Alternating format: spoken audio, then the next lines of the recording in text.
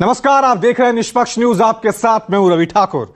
America के Texas university में छात्रों से संवाद के दौरान कांग्रेस नेता राहुल गांधी ने कहा कि भारत में बीजेपी या प्रधानमंत्री मोदी से कोई नहीं डरता और ये बहुत बड़ी उपलब्धियां हैं। ये उपलब्धियां केवल राहुल गांधी या कांग्रेस पार्टी की नहीं, बल्कि भारत के उन तमाम लोगों की, सबकी हैं जिन्होंने लोकतंत्र को महसूस किया है। इस दौरान राहुल ने आरएसएस पर भी निशाना साधा। राहुल ने रोजगार को लेकर चीन की तारीफ भी की।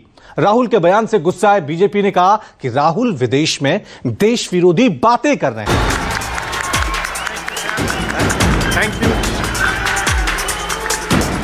सात समंदर पार से सत्ता के शीर्ष पर राहुल का हमला। What is missing in our political system? संघ बीजेपी के साथ पीएम मोदी पर सीधा attack.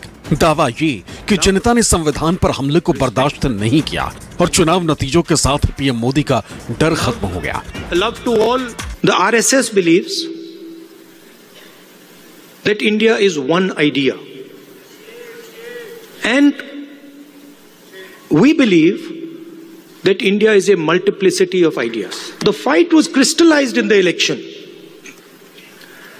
when millions of people in India clearly understood that the Prime Minister of India is attacking the Constitution of India.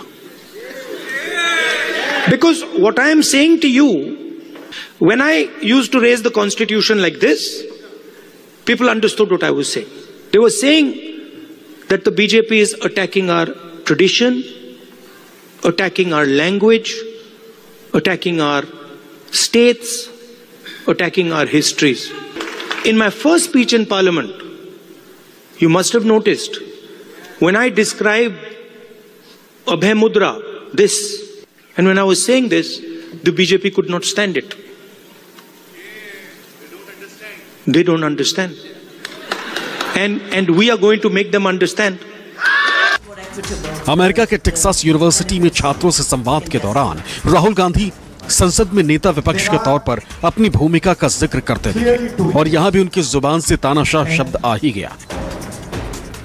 RSS, BJP और केंद्र सरकार पर आक्रामक राहुल गांधी ने सुनने को बोलने से ज्यादा महत्वपूर्ण बताया। माना यही गया कि उन्होंने इस टिप्पणी के जरिए भी पीएम मोदी पर ही तंज कसा। Listening is much more important than speaking, right? And listening doesn't just mean that I come there and I listen to you. That's not listening. That, you know, somebody, you're talking to me and I'm looking at you and I'm hearing what you're saying, but I'm not listening. Listening is a completely different thing. Listening is putting myself in your position. So if you're a farmer, going into the person's life, going into the person's day-to-day life, and then understanding what he's trying to tell you. So listening is fundamental, and then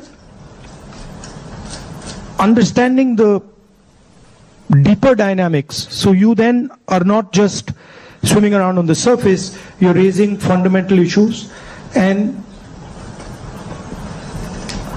you don't go raising every single issue.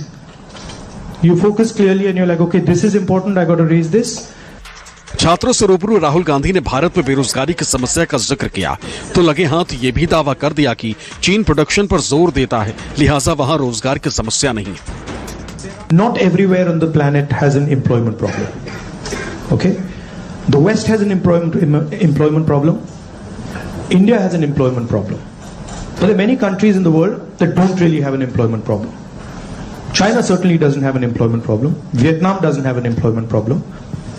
If you look at the United States in the 1940s, 50s and 60s, they were the center of global production.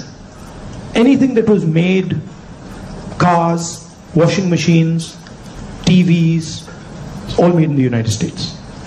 Production moved from the United States, it went to Korea, it went to Japan, eventually it went to China. Europe, India has given up on the idea of production and they've handed it to China. The act of production creates jobs. What we do What the Americans do, what the West does, is we organize consumption. These are the guys who create the jobs. And that is the problem. Texas university के छात्रों से रूबरू राहुल गांधी ने अपनी भारत जोड़ो यात्रा के असर का जिक्र किया। दावा ये कि उस यात्रा ने उनके काम करने के तरीके को बदल दिया, लोगों से बातचीत करने के तरीके को भी बदल दिया। तो यात्रा, we could have done it better, right? There's nothing that you do that you couldn't have done better or you can't do better, and that's just how life works, and these are choices. So I don't think I've ever done anything perfect in my life, and I don't think I will ever do anything perfect in my life. But it's a learning experience, right? So you start off, you try something, doesn't work, you do it again, and then it works. Yeah. Thank you. Take another question. One thing that I didn't think was important because of something my father said to me once, which is strange, which turns out is quite important. America में भी राहुल गांधी ने मोहब्बत की दुकान वाले नारे पर बात की। ये खुलासा भी किया कि ये नारा उनका नहीं बल्कि यात्रा में मिले किसी और शख्स का था। I said, "What's your biggest problem?" He says, "I've been working here for 40 years and nobody has ever respected me." So he says to me, "The only man who has ever respected me is my father." Right? So I was thinking about this, and then he says to me, "You know, there was this scheme." And they said that, they've got this scheme for shoemakers. It was in Lucknow somewhere. So he says, so I, went to Lucknow. And I said, so what did they do? They said, they said they're going to teach me how to make shoes. He says, but I've been making shoes for 40 years. And I could teach those people how to make shoes.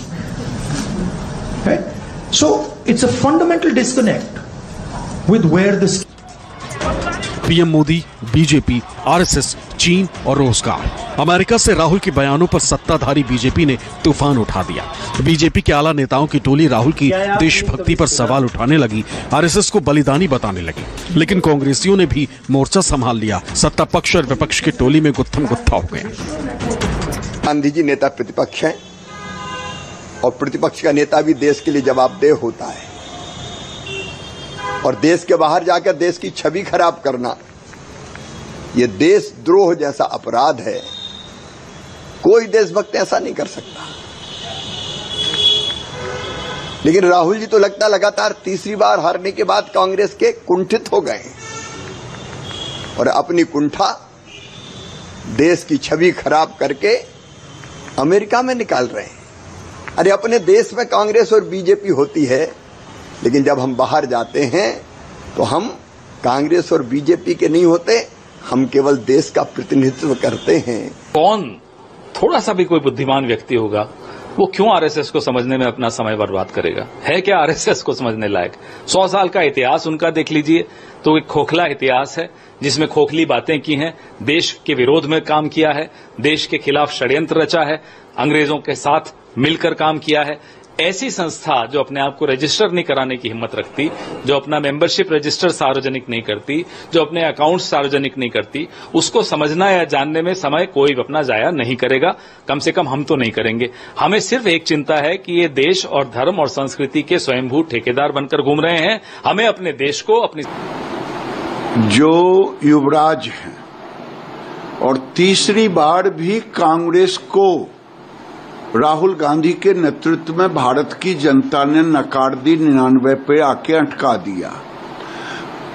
और ये दुनिया में जाकर के जो भारत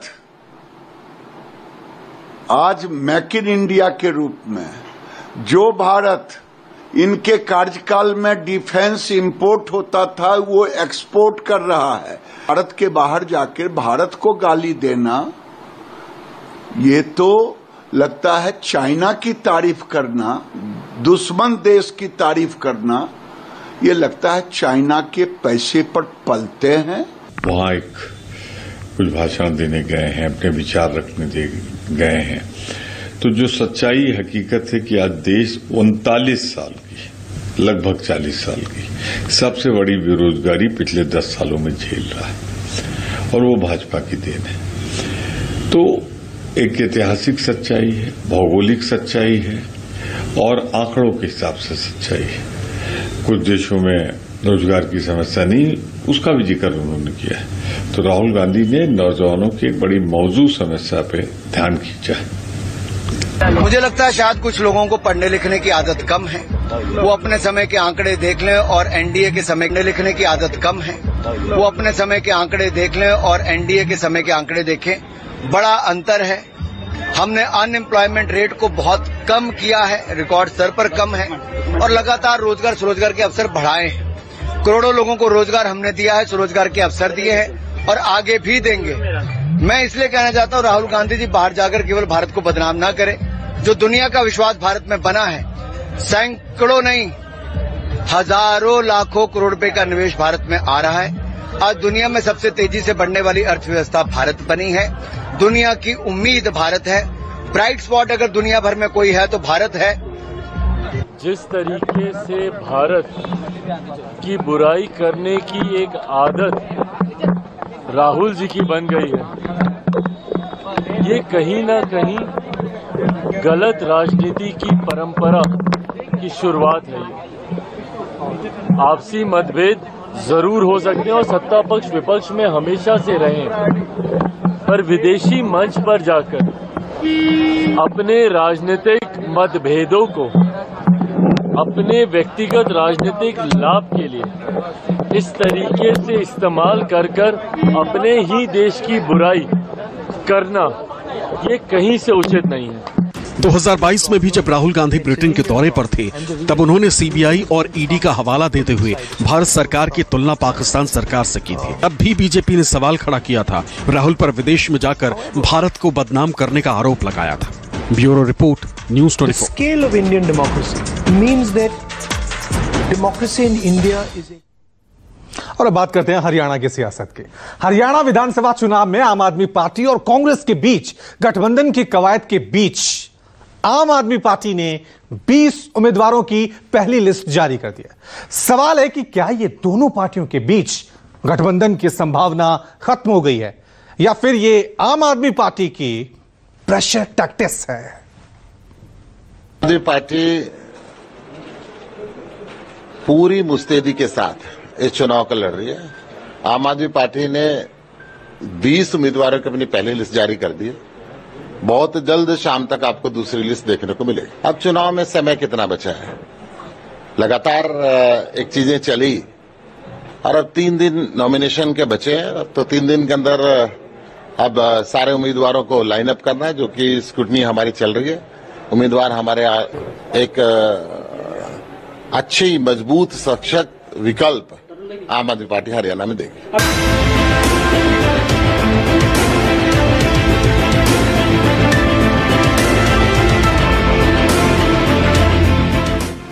हरियाणा में कांग्रेस आम आदमी पार्टी के बीच गठबंधन के बातचीत बनते बनते बिगड़ गई। दोनों पार्टियों के बीच गठबंधन की खबरों के बीच ही आपने 20 उम्मीदवारों की लिस्ट जारी कर दी। आम आदमी ने जैसे ही अकेले ताल ठोकने की घोषणा की, विनेश की कांग्रेस में शामिल होने के बाद से लगातार बैकफुट पर नजर आ रही बीजेपी अचानक फ्रंट फुट पर खेलने लगी।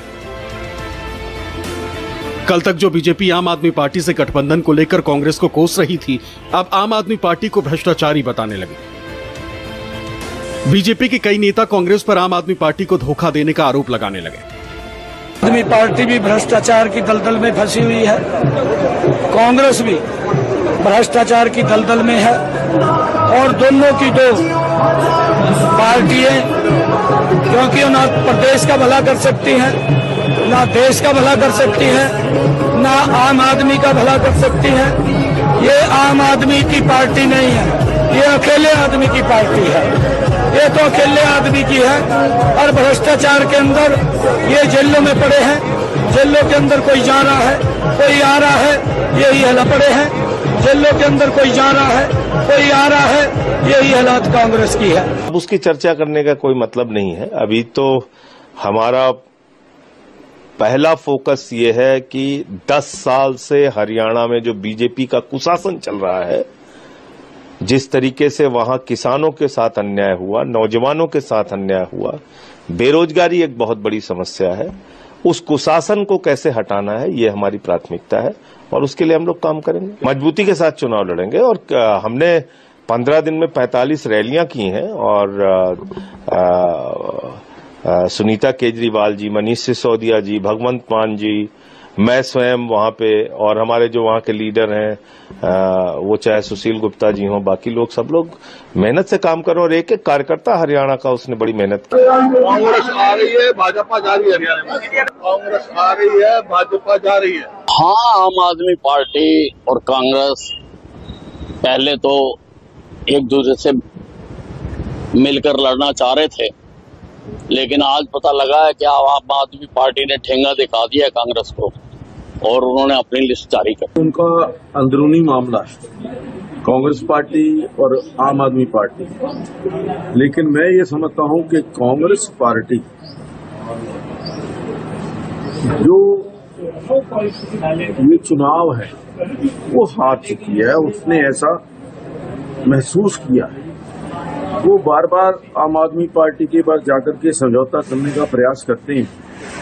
आम आदमी पार्टी ठुकरा देती है, कभी कहती है मैं अपनी लिस्ट जारी कर देंगे, हम 20 कैंडिडेट। तो ये मैं समझता हूं कि कांग्रेस के अंदर जो आपसी फूट, आपसी निर्णय लेने की शक्ति ना होना, उसी का परिणाम है कि आज आम आदमी पार्टी और कांग्रेस के बीच अभी मैं ये समझता हूं कि जो भी प्रक्रिया एक चल रही थी